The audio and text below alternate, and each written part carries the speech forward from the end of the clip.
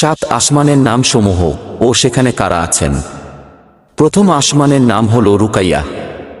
এ আসমানে সমগ্র মানবজাতির আদিপিতা হজরত আদম আলাইহিস সালাম আছেন। দ্বিতীয় আসমানের নাম হল ফায়দুম বা মাউন। এ আসমানে হজরত ইয়াহিয়া আলাইহিস সালাম ও খ্রিস্টান সম্প্রদায়ের প্রবর্তক হজরত ঈসা আলাইহিস সালাম আছেন। তৃতীয় আসমানের নাম হল মালাকুত বা হারিজুন। এ আসমানে হজরত ইউসুফ আলাইহিস সালাম আছেন। চতুর্থ আসমানের নাম হল জাহিরা। এ আসমানে হজরত ইদ্রিস আলাইহিস সালাম আছেন। পঞ্চম আসমানের নাম হল মুজাইনা বা মুসাহারাত।